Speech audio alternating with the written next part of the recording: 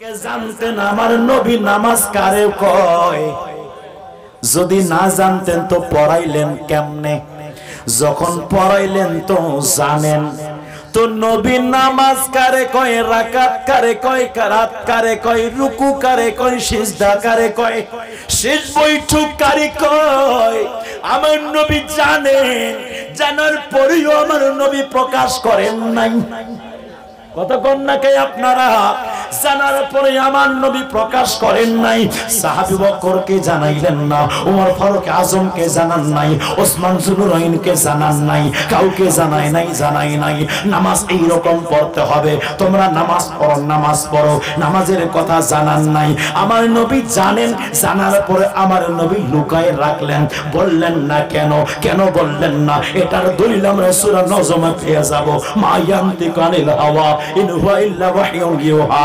আল্লাহ পাক বলে দিয়েছেন আমার নবী মনের ইচ্ছায় কোনো কথা বলেন না, যা বলে আমি আল্লাহ পাকের ওহী বলে। তার মানে আমার আল্লাহ অর্ডার ছাড়া আমার নবী কিছুই করে না। কথা বলেন ঠিক কি না? নামাজ জানেন, প্রকাশ করেন নাই। যেমনি ভাবে জানেন, প্রকাশ করেন নাই। এটা যেমন ছিল সত্য, আমার নবীর নবী 40 বছর আগে প্রকাশ করেন নাই। নবী জানেন। কথা কোন ঠিক কি ঠিক না রে বন্ধুরা? এই জন্য কথাটা বলছিলাম।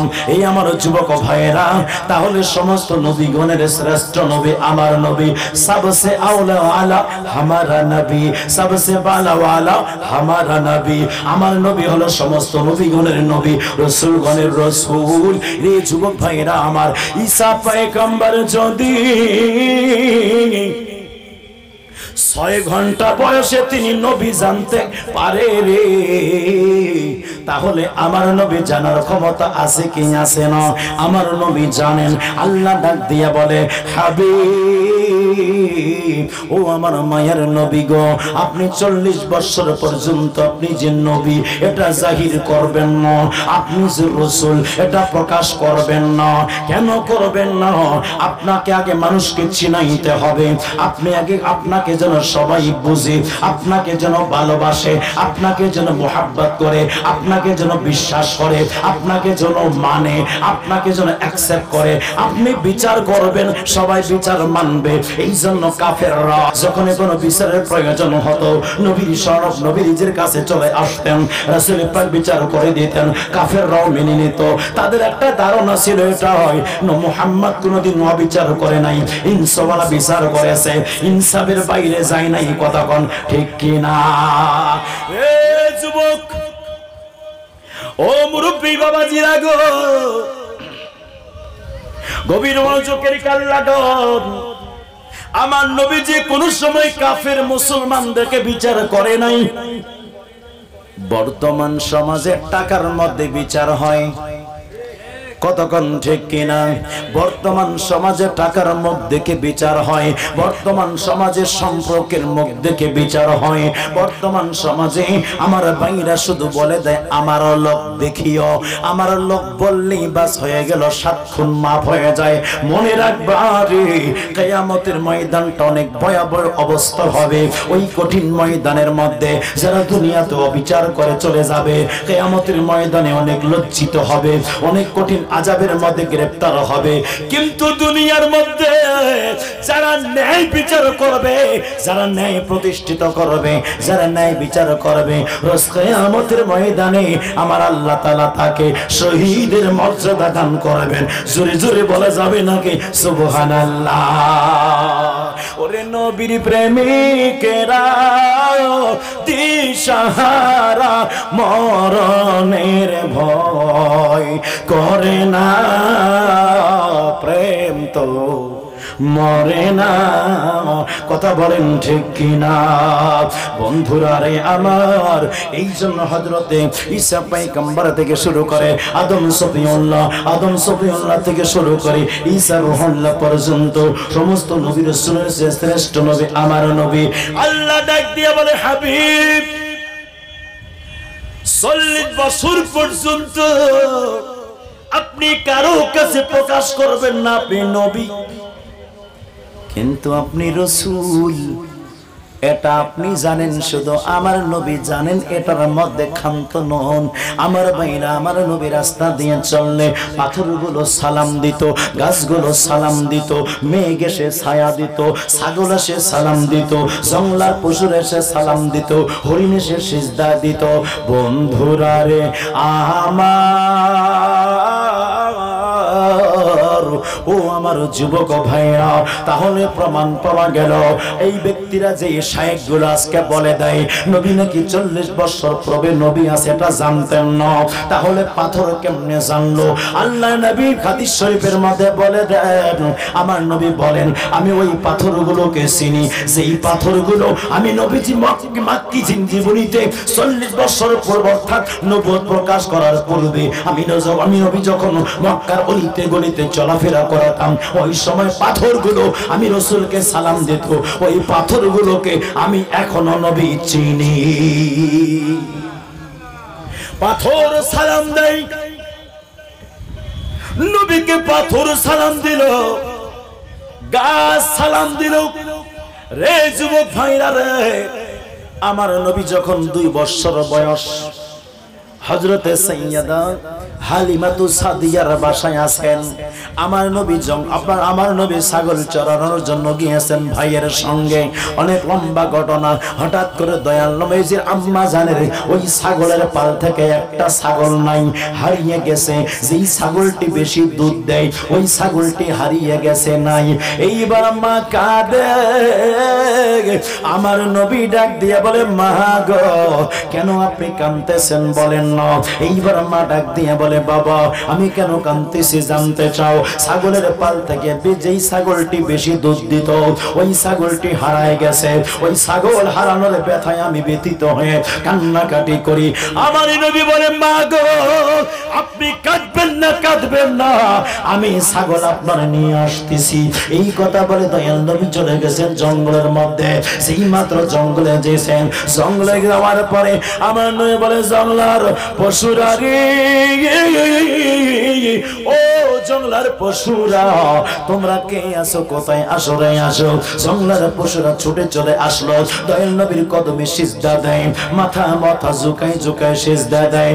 আমার নবী ডাক দিয়া বলে, জঙ্গলার পশুরা, বলো রে বলো, আমার মায়ের ছাগলটাকে আনছো। একটা বাক কথা বললো, ইয়া রাসূলুল্লাহ, আমরা আপনার মাম্মা জানের ছাগলটাকে আমরা নিয়ে এসেছি। কেন নিয়ে আসছো বলো না।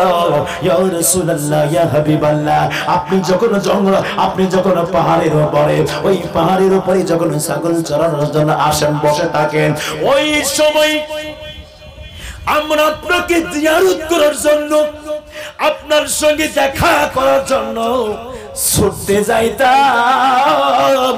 ছুটে যাওয়ার সময় আপনার উম্মতরা আমাদেরকে দেখে পিছনে লাঠি নিয়ে দৌড়াইতো মারার জন্য। এই জন্য আমরা পালায় আসতাম। থাকতে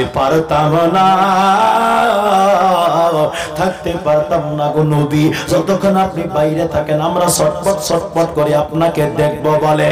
ইমানদারা নবীকে দেখার জন্য পাগল পারা থাকে। কথা বলেন ঠিক না? যার অন্তর ঈমান আছে ওই ব্যক্তি নবীকে দেখার কল্পনা করে, ওই ব্যক্তি নবীকে দেখার জল্পনা করে। আমার মনের জল্পনা কল্পনা যাব আমি সোনার মদিনা, বলেন আমার মনের জল্পনা কল্পনা যাব আমি সোনার মদিনা, বলো দেখবো আমি সোনার মদিনা, না না গো দেখবো আমি সোনার মদিনা। আমার নবীর নামে আছে জাদু, জপেলে মনে হয় মধু। নবীর নামে আছে জাদু, জপেলে মনে হয় মধু। ওই মধু কোথাও মিলে না, বলো ওই মধু কোথাও মিলে না, না গো দেখবো আমি সোনার মদিনায়। আমার মনের জল্পনা কল্পনা যাব আমি। একটা জবানও বন্ধ রাখবেন না, চিৎকার করে বলেন ইয়া রাসূলুল্লাহ। ও বন্ধুরে, ও আমার যুবক ভাইরা, এইবার ছাগলকে যে বাঘ ধরে নিয়ে আসছে, এইবার বাঘটি কথা বলে, নবী গো, ওই ছাগলটাকে আমরা ধরে নিয়ে আসছি, তবে ছাগলটার সঙ্গে কোনো বেয়াদবি করি নাই, ছাগলটাকে বক্ষণ করি নাই, ছাগলটাকে হজম করি নাই, ছাগলটাকে খেয়ে নেই নাই। ও আমার মায়ের নবীজি, ওই ছাগলটাকে যত্ন সহকারে রেখে দিয়েছি, এবং ছাগল যেই ঘাসটি পছন্দ করে ওই তার খাদ্য পছন্দ যে আমরা এনে দিয়েছি, ছাগলের সেবা করেছি। বাঘ চিনে রে, সবার ছাগল খাওয়া যাবে না। যেই ছাগলের সাথে নবীর সম্পর্ক, যেই নবীর সাথে ছাগলের সম্পর্ক, ওই ছাগলকেও বাঘ খায় নাই। রে যুবক, ও মুরব্বী বাবাজিরা গো, ও আমার মা বোনেরা, এইবার মায়ার নবী রাসূল পাক সাল্লাল্লাহু তাআলা আলাইহি ওয়াসাল্লাম বললেন, কেন তোমরা নিয়ে আসছো বলো? বাঘ ডাক দিয়া বলল, নবী গো, আপনি যখন চলে আসেন ছাগল চরানোর জন্য, ওই সময় আমরা দেখে ছটপটাই, আপনার দিদার করব বলে, কিন্তু পারি না, পারি না গো নবী। এই জন্য বের হলেই আপনার উম্মত মারার জন্য পিছনে দাওয়া করে। হুজুর, এই জন্য আমরা একটা আলোচনা করলাম, কেমনে নবীর দিদার করা যায়, কেমনে রাসূল পাকের দিদার করা যায়। এইবার ছাগলটাকে আমরা তুলে আনলাম। আমাদের বিশ্বাস ছিল আপনি ছাগলটি নেওয়ার জন্য আপনি আসবেন, ওই সুযোগে আপনাকে নয়ন ভরে দেখব। জোরে জোরে বলেন না সুবহানাল্লাহ। দুনয়নে রাসূল পাক দেখিলে কেমন হতো, জন্ম আমার নবীর যুগে, জোরে, জন্ম আমার নবীর যুগে হলে কেমন আসতো বেশি হযরতে বিলালের মধুর আযান, জিয়াজনে ছিল এমন প্রেম মুগ্ধ রহমান। দয়াল নবীর পিছে নামাজ পড়লে কেমন হতো, দয়াল নবীর পিছে নামাজ পড়লে কেমন হতো। দুনয়নে রাসূল পাক দেখিলে কেমন হতো, জন্ম আমার নবীর যুগে। মাশাআল্লাহ, জন্ম আমার নবীর যুগে কেমন হতো, জন্ম আমার নবীর যুগে। এই জন্য বন্ধুরা আমার গভীর মনোযোগের কান লাগান। আল্লাহ ডাক দিয়ে বলেন, ও আমার নবী গো, 40টি বছর আপনি কোন নবুয়ত প্রকাশ করবেন না, আপনি নবুয়ত জাহির করবেন না, আপনি নবী আছেন কাউকে বুঝতে দিবেন না, আপনি রাসূল আছেন কাউকে জানতে দিবেন না। কিন্তু মক্কার মানুষরা চিনল না, পাথর ঠিকই চিনে নিল, মক্কার মানুষরা চিনল না, গাছ ঠিকই চিনে নিয়েছে, মক্কার মানুষ চিনে নাই, জঙ্গলার পশুরা ঠিকই চিনে নিয়েছে। এই জন্য বাবা রে, ও আমার মা বোনেরা গো, এই জন্য রাসূল পাককে অন্য কিছু চিনতে কষ্ট হয় না। মানুষরাই নবীর সামনে বেয়াদবি করেছে, মানুষরাই রাসূল পাককে কষ্ট দিয়েছে। রাজযুবক ভাইরা রে, ও মুরব্বি বাবাজিরা গো, যখন গোটাল মক্কা নগরী আমার নবীর ভক্ত হয়ে গেছে, আমার নবীর মান্যওয়ালা হয়ে গেছে, নবী হিসাবে নয়, মুহাম্মদ ইবনে আব্দুল্লাহ, আব্দুল্লাহর পুত্র মুহাম্মদ হিসাবে, যার কাছে মানবতা আছে, যার কাছে ভদ্রতা আছে, যার কাছে নম্রতা আছে, যার কাছে সবকিছু নিরাপদ আছে, এইরকম হিসাবে সমস্ত কাফেররা আমার নবীরে বিশ্বাস করলো। ও মুরব্বী বাবাজিরা গো, গভীর মনোযোগ। এইবার মায়ার নবীজি এরকম করতে করতে বয়সটা মোটামুটি 40 হয়ে গেল। 40 বছর যখন আমার নবীর বয়স হয়ে গেছে, আল্লাহ ডাক দিয়া বলেন, জিবরাইল, ও জিবরাইল, তাড়াতাড়ি চলে যাও, আমার বন্ধু নবীর কাছে চলে যাও, যে আমার রাসূল পাককে বলো, আমার রাসূল পাককে এখনো বলো দিনের দাওয়াত দেওয়ার জন্য, নবুয়ত প্রকাশ করার জন্য রাসূল প্রকাশ, তিনি একজন নবী প্রকাশ করবেন, তিনি একজন রাসূল প্রকাশ করবেন। এখন আর বসে থাকলে হবে না, এখন প্রকাশ করবেন। যুবক ভাইরা ও মুরব্বি বাবাজিরা গো, সেই কাফিরগুলো আমার নবীর কথা শুনতো, আমার রাসূল পাকের কথা শুনতো। আমার নবী পাক যখন, আমার রাসূল পাক যখন নবুয়ত প্রকাশ করলেন, সাথে সাথে কাফিরগুলো একদম আলাদা হয়ে গেল, আমার নবীর আলাদা হয়ে গেল, আমার নবীর দুশমন হয়ে গেল, নবীর সামনে গোস্তাকি করা শুরু করলো। তারা বাজারে বাজারে বাজারে বাজারে যেখানে লোকজন দেখে, কাফিররা যে ডাইরেক্ট বলে দেয় মুহাম্মাদের ব্রেন ঠিক নাই, মুহাম্মদ এখন মেন্টাল হয়ে গেছে, মুহাম্মদ এখন পাগল হয়ে গেছে, মুহাম্মদ এখন আমাদের ধর্মকে অস্বীকার করে দিয়েছে, মুহাম্মদ একটা নতুন ধর্ম এনেছে, মুহাম্মদ আল্লাহর কথা বলে, আমাদের মূর্তির কথা বলে না, অতএব মুহাম্মাদের মাথা খারাপ হয়ে গেছে, তোমরা কেউ মুহাম্মাদের কথা শুনবা না। এই আমার যুবক ভাইরা রে, ও আমার মুরব্বী বাবারা, এমন কষ্ট দিয়েছে, এমন কষ্ট দিয়েছে, কি বলবো কি বলবো, ঘটনাগুলো পড়লে চোখে পানি আর মানে না, চোখের মধ্যে পানি চলে আসে। আমার নবীকে পাহাড়ের মধ্যে বন্দী করে দেওয়া হয়েছে, 3 বছর পর্যন্ত আমার নবী পাহাড়ের মধ্যে বন্দী ছিল। আমার নবীর, আপনার নবীর বংশধর সহ সবাই বন্ধ ছিল, ওখানে পানি যাইতে দিত না, খাবার যাইতে দিত না।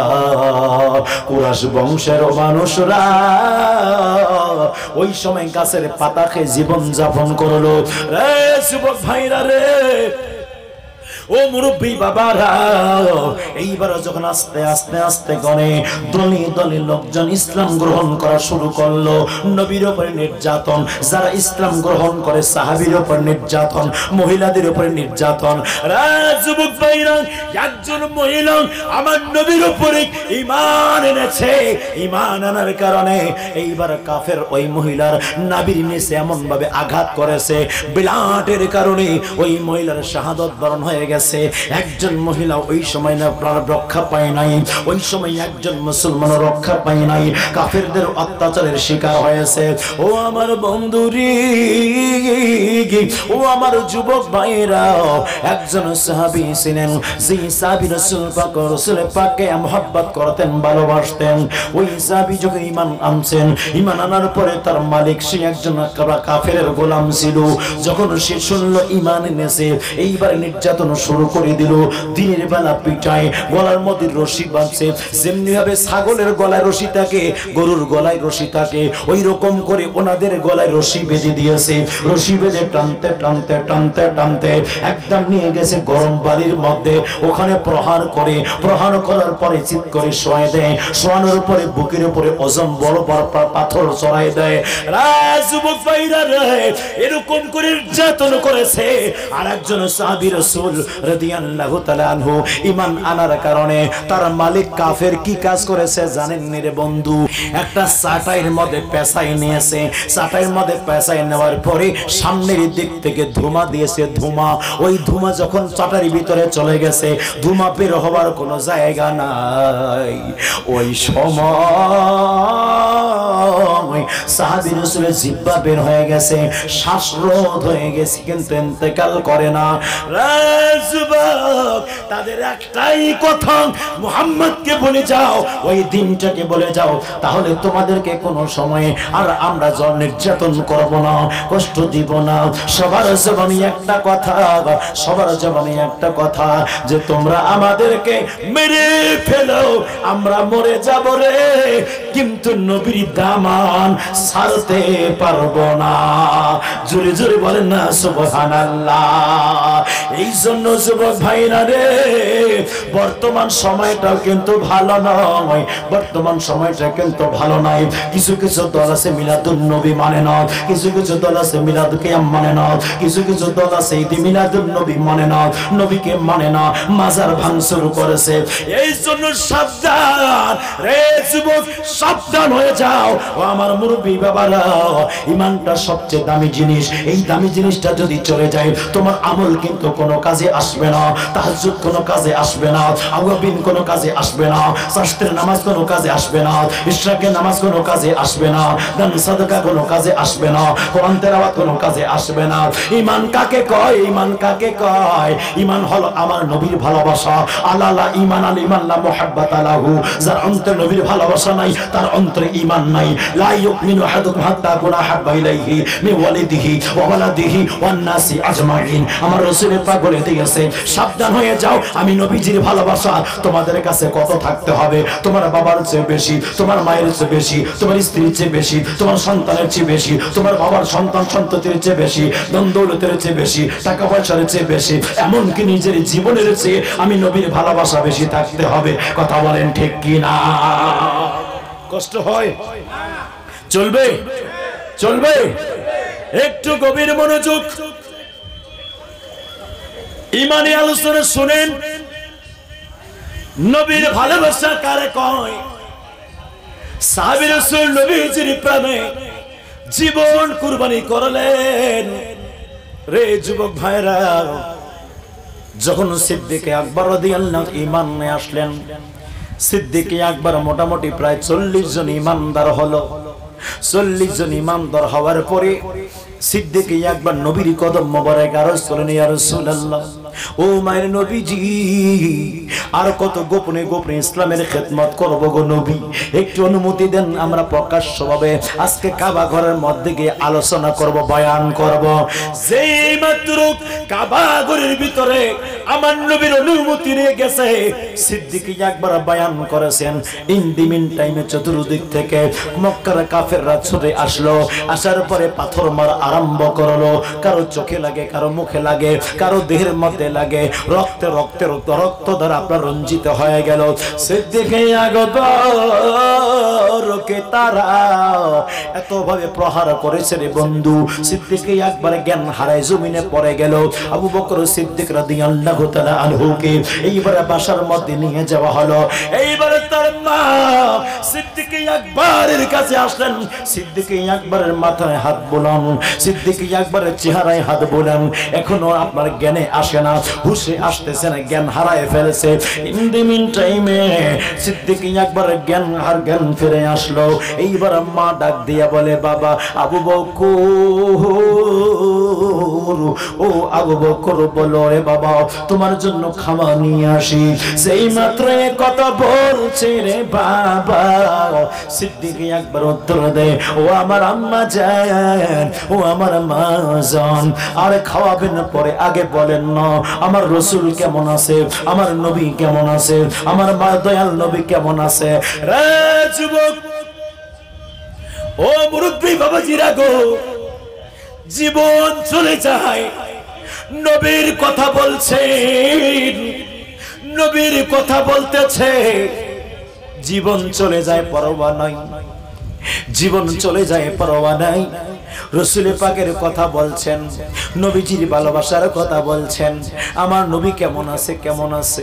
আবু বকর হিজরতের রাতে আমার দয়াল নবী দরওয়াজায় নক করলো রে, সাথে সাথে দরওয়াজাটা খুলে দিয়ে বলে, ইয়া রাসূলুল্লাহ আমি প্রস্তুত, চলেন। আল্লাহর নবী ডাক দিয়ে, আবু বকর তুমি কি ঘুমাও নাই? না ইয়া রাসূলুল্লাহ ঘুমাই নাই। কেন ঘুমাও নাই বলো বলো। আবু বকর ডাক দিয়ে বলে, নবী গো, যদি আমি ঘুমাইয়ে যাইতাম, আল্লাহর নবী আপনি দুশমনদের মধ্যে রাত্রেবেলা একা একা রাস্তা চলবেন, আবু বকর ঘুমায় থাকবে, এটা এইরকম আবু বকর হৃদয়ে সাক্ষ্য দেয় নাই, ঈমান বলে নাই। এই জন্য আপনি রাসূল জেগে থাকবেন, আমি আবু বকর ঘুমাবো, এটা হতে পারে না। এই জন্য আমি জেগে আছি। কতদিন থেকে জেগে আসা?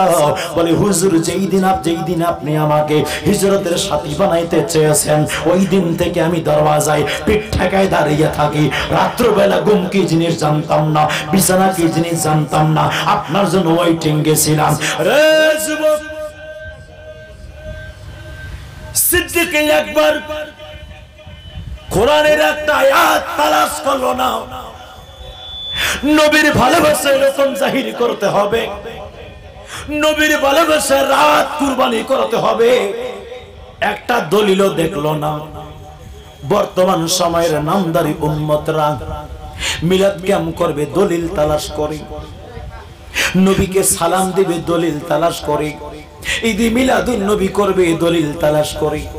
সিদ্দিক আকবর হিজরতের রাতে নবীর কাছে দলিল চাইলেন না, সিদ্দিক আকবর জীবনটা বাজিয়ে রাখলেন।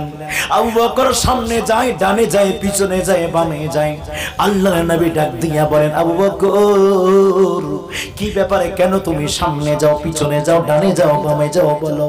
সিদ্দিক আকবর বলে, ইয়া রাসূলুল্লাহ, আমার মন যখন বলে আপনি নবীজির উপরে কাফেরগুলো তীর নিক্ষেপ করবে, সামনে থেকে আমি আবু বকর ছুটে সামনে চলে যাই, একটা তীর যেন আপনি রাসূলকে নিয়ে আঘাত না করে, ওই তীরগুলো যেন আমি আবু বকরের সিনার মধ্যে লেগে যায়। হুজুর হুজুর, ও হুজুর, এই জন্য সামনে যাই, কখনো ডানে যাই, কখনো বামে যাই, আমার জন্য যাই না, আপনার জন্য যাই।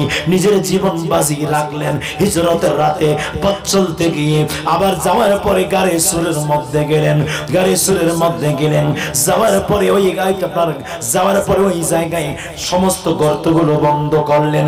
একটা গর্তের মধ্যে পা ঠেকাই দিয়েছে। সাপ ডাক দিয়া বলে, আবু বকর পা সরাও, যদি না সরাও দংশন করব, তোমাকে সবল মারবো। আবু বকর বলে, জীবন চলে যাবে কিন্তু পা সরাবো না, পা সরাবো না। ওই জায়গায় আবু বকর প্রমাণ দিয়ে দিল, জানের এসে নবীকে বেশি ভালোবাসতে হবে। কথা বলেন ঠিক কিনা? এই জন্য বন্ধুরে, ও যুবক ভাইরা রে, এখানে অসংখ্য ব্যক্তিগুলো আছেন, মাদ্রাসার ছাত্র আছেন, অসংখ্য জ্ঞানী গুণী ব্যক্তিরা আছেন।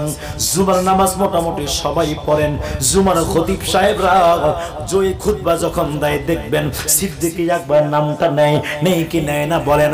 সিদ্দিক আকবর নাম নেওয়ার আগে একটা কথা বলে, আফদালুল বাশার বাদাল আম্বিয়া বিত্তাহকিক আমিরুল মুমিনিন হযরতে আবু বকর সিদ্দিক, এই কথা বলে দেয়। আফদাল মানে উত্তম, মানে শ্রেষ্ঠ, বাশার মানে মানুষ, বাদাল আম্বিয়া সমস্ত নবীগণের পরে, সমস্ত মানুষের মধ্যে, সমস্ত নবীগণের পরে, সমস্ত মানুষের মধ্যে, অর্থাৎ সমস্ত নবীগণের পরে সমস্ত উম্মতের মধ্যে সবচেয়ে আফজাল যিনি, সিদ্দিক আকবর তেনার নাম, আবু বকর তেনার নাম। এই আমার যুবক ভাইরা, সমস্ত উম্মতের মধ্যে মানে হযরতে আদম আলাইহিস সালামের উম্মত, হযরত ইব্রাহিম সালামের উম্মত, হযরত ঈসা আলাইহিস সালামের উম্মত। এক কথাই যতগুলো নবী রাসূলকে আল্লাহ তাআলা প্রেরণ করেছেন, দুনিয়ার মধ্যে পাঠিয়েছেন, সমস্ত নবী রাসূলের উম্মত, সমস্ত নবী রাসূলের উম্মত একদিকে, সিদ্দিক আকবর একাই একদিকে। এত বড় সম্মান, এত বড় দাম, এত বড় মর্যাদা কেমনে হলো রে বন্ধু? সিদ্দিক আকবর রাদিয়াল্লাহু তাআলা কেমন ভালোবাসলেন দয়াল নবীকে, আজও দয়াল নবীর কাছে ঘুমায় আছেন। কতক্ষণ ঠিক কি ঠিক না? যেই নবীর কাছে যাওয়ার জন্য সমস্ত মুমিনদের মনের কল্পনা জল্পনা আছে, কিন্তু ওই মদিনাওয়ালা মুস্তাফার কদম মোবারকে যাওয়ার জন্য সবাই আজকে মনের একবার হলেও দোয়া করে, আল্লাহ দয়াল নবীর কদমে হাজিরি দাও, মদিনা না দেখাইয়া কবরে নিও না। এই জন্য বন্ধুরা আমার, সিদ্দিক আকবর ওই জায়গায় স্থান পাইলেন, দয়াল নবীর পাশে জায়গা পাইছেন। এটা কোন কারণে পাইছে জানেন রে বন্ধু? এটা ওই জন্য পাইছে আমার নবীর ভালোবাসায়। কথা কোন ঠিক কি না? জোরে জোরে বলেন না সুবহানাল্লাহ। আমি হব মদিনার সারা বেলার জারুদার, রোজার কিনারে কেটে যাবে দিন। মাওলানা মুহাম্মদ ওয়ালা আলি সাইয়্যিদিনা। কি ব্যাপার, জেগে আছেন? কথা কয় না, জেগে আছেন না ঘুমাইছেন?